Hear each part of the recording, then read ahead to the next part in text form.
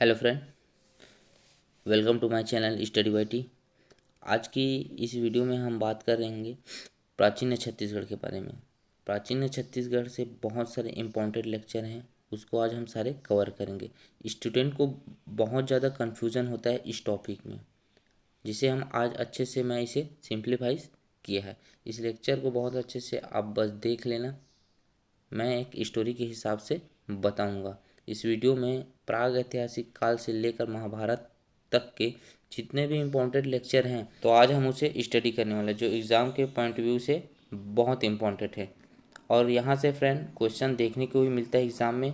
तो चलिए friend lecture की ओर चलते हैं। तो देखिए फ्रेंड, छत्तीसगढ़ का इतिहास। लिपि के विकास के आधार पर प्रदेश के इतिहास को 3 भागों में वर्गीकृत किया गया है।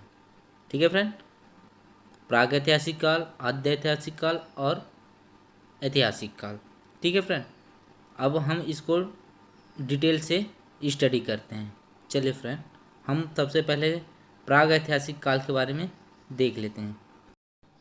सो फ्रेंड, यह प्राग ऐतिहासिक काल के स्थल पूर्व पाषाण काल, मध्य पाषाण काल, उत्तर पाषाण काल, नव पाषाण काल, पाषाण घेरे, शैलचित्र, इनके बारे में फ्रेंड हम इन्हें अलग अलग करके पढ़ेंगे, ताकि हमारे माइंड पे ये हमेशा के लिए सेट रहे।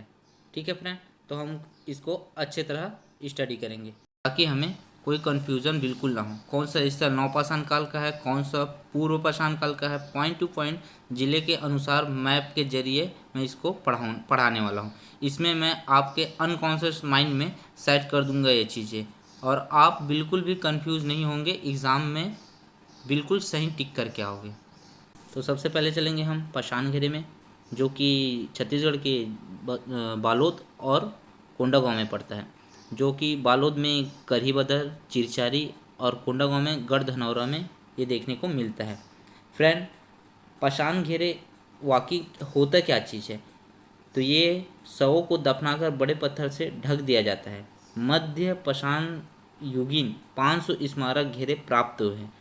पिक्चर में आपको दिख ही रहा होगा फ्रेंड कि किस तरह शव को दफनाकर उसके ऊपर बड़े पत्थरों को ढक दिया गया है।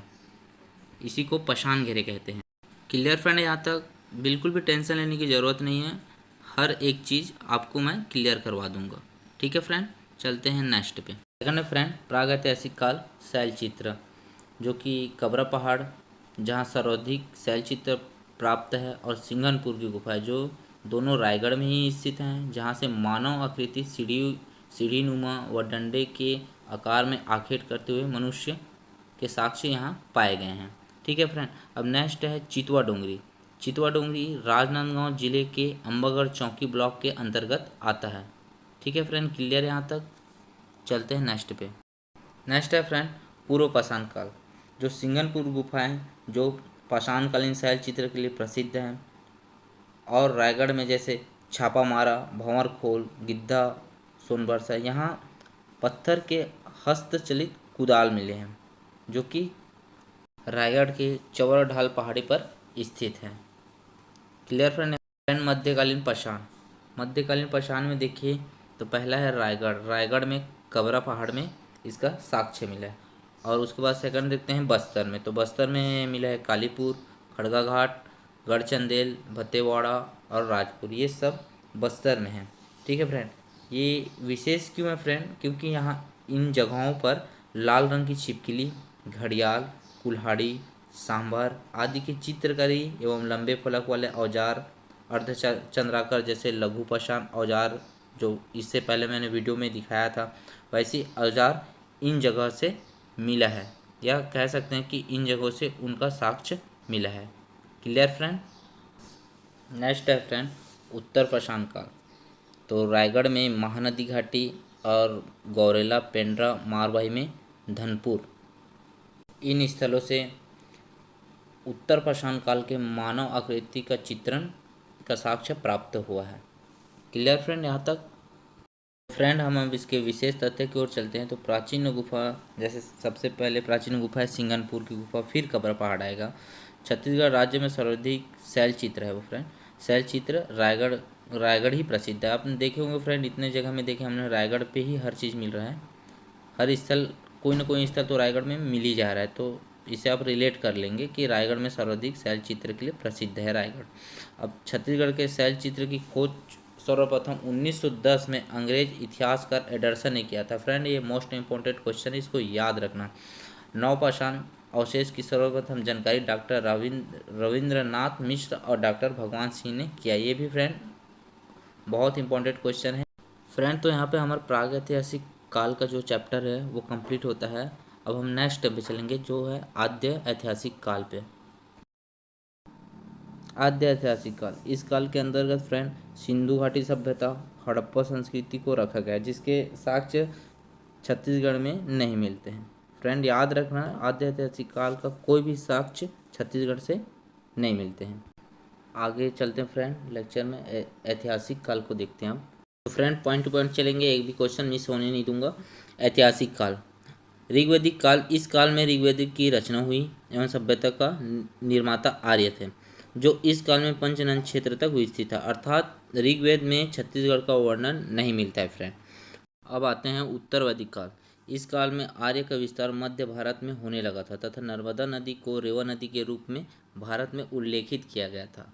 अर्थात कह सकते हैं कि उत्तर वैदिक काल में छत्तीसगढ़ का वर्णन मिलता है। वैदिक काल में बस्तर को दक्षिका दिका कहा गया है। Clear friend. अब हम रामायण काल और महाभारत काल के कुछ विशेष तथ्य जो छत्तीसगढ़ से रिलेटेड है उनको देखते हैं। देखिए फ्रेंड, रामायण काल, इस काल में छत्तीसगढ़ का नाम दक्षिण कौशल था। इस काल में बस्तर का नाम दंडकारण्य था और छत्तीसगढ़ की प्राचीन भाषा कोसली थी। क्लियर फ्रेंड यहाँ तक। अब चयनित स्थल में 51 स्थलों को चयनित किया गया है। शुरुआत किया गया है 22 नवंबर 2019 से। डेट याद रखना फ्रेंड, ठीक है। चंदखुरी कौशल्या मंदिर से शुरुआत की गई है। अब आधारशिला किनके बुक में रखी गई है, तो मन्नूलाल यादव और हेमू यदु छत्तीसगढ़ पर्यटन से इसकी आधारशिला ली गई है। रामकालीन प्रमुख स्थलों में बोला जाएगा फ्रेंड तो 9 स्थल प्रमुख है। सरगुजा, रायगढ़, खरौद, शिवरीनारायण, पंचवटी, वाल्मीकि आश्रम, Dandakaranya, Surajpur, Korea. Clear friend, यहाँ तक रामायण थ्योरी कंप्लीट होता है फ्रेंड, ठीक है। अब चलते हैं हम महाभारत काल में। सो फ्रेंड, महाभारत काल के बारे में देखते हैं। तो देखिए, इस काल में छत्तीसगढ़ का नाम प्राग कौशल था। जनश्रुति के अनुसार सहदेव द्वारा विजित क्षेत्र को प्राग कौशल के नाम से जाना जाता था और बस्तर का नाम कांतर था। महानदी का वर्णन मिलता है फ्रेंड, जिसे चित्रोत्पला के नाम से इनका वर्णन महाभारत में मिलता है। पंडित लोचन प्रसाद पांडे ने महाभारत के वन पर्व में वर्जित ऋषभ तीर्थ कुंजी नामक स्थान से स्वीकृति की है, जो वर्तमान में जांजगीर चांपा जिले में स्थित है। ठीक है फ्रेंड। महाभारत कालीन स्थल रतनपुर, आरंग, खल्लारी, सिरपुर और गुंजी, ये 5 स्थल हैं छत्तीसगढ़ में जो महाभारत कालीन स्थल है। Clear friend. सो फ्रेंड, ये हुए महाभारत काल से संबंधित कुछ तथ्य जो बहुत महत्वपूर्ण थे। लेकिन फ्रेंड, देखा जा रहा है एग्ज़ाम में क्वेश्चन आरंग से संबंधित महाभारत काल जो मोरध्वज थे, है ना, हस्तिनापुर के पांडव राजा युधिष्ठिर के समकालीन थे, वहाँ से क्वेश्चन उठाए जा रहे हैं। तो एक नज़र उसमें भी देखते हैं। ठीक है फ्रेंड, एक स्टोरी लाया हूँ, बहुत अच्छा स्टोरी है, आप उस स्टोरी को देख लो, आपके माइंड में ऐसे ही सेट हो जाएगा। इस चीज़ को फिर दोबारा पढ़ने की आपको ज़रूरत नहीं पड़ेगी। ठीक है फ्रेंड, चलिए फिर स्टोरी की ओर चलते हैं। मोरध्वज का संबंध आरंग और रतनपुर दोनों स्थान से जोड़ा जाता है। इनके पुत्र का नाम था ताम्रध्वज और ये युधिष्ठिर के समकालीन थे। तो फ्रेंड, इसमें कोई एक स्टोरी है जो महाभारत कालीन है। तो बहुत दानी प्रवृत्ति के राजा थे।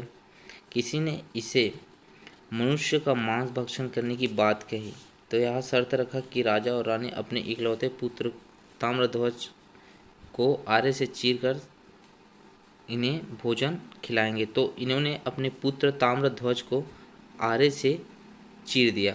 तो आरे से अंग को चीरने के कारण ही इस क्षेत्र का नाम आरंग पड़ा था। क्लियर फ्रेंड यहाँ तक।